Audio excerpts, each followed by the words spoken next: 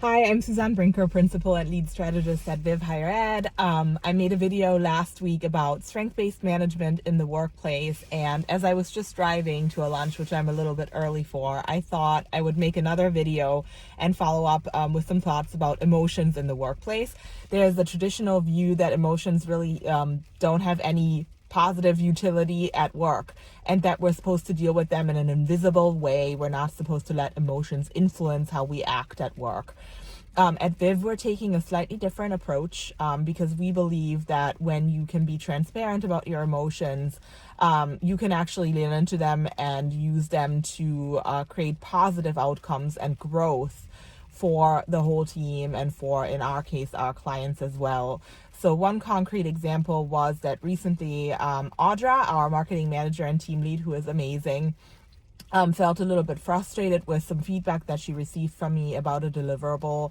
And admittedly, I had not been putting much thought into how I was delivering the feedback. I usually try to do that, but that day was particularly busy. And I just kind of sent some notes, rushing in between meetings and things. And she flagged, hey, I'm a little frustrated with with how we're communicating right now. Can we touch base? And I immediately snapped sort of out of my reactive mindset and thanked her for having the courage, and the intentionality to tell me that she was frustrated. We then connected. We realized there was actually a misunderstanding about the feedback. I actually hadn't meant it to be very critical. I told her that I was sorry, for being reactive and rushed. And we got into a really great conversation about how useful it is to feel comfortable and trust each other, being able to flag a difficult emotion.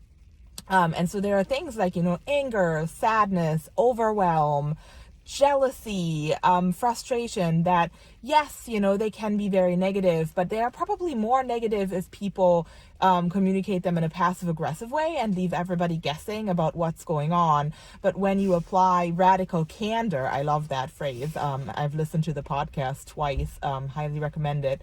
And you kind of lean into it and say, what does this teach us? We're all on the same team. How can we grow from this?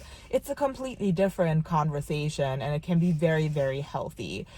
Similarly, too, when there's joy about something, somebody really enjoyed a meeting or a conversation or a project, we also want to know about that, because then maybe there's an opportunity to create more joy, knowing how much this circumstance or task or person has created.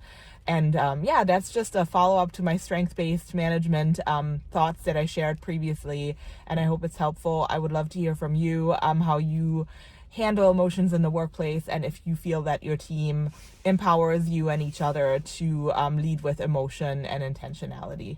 Bye.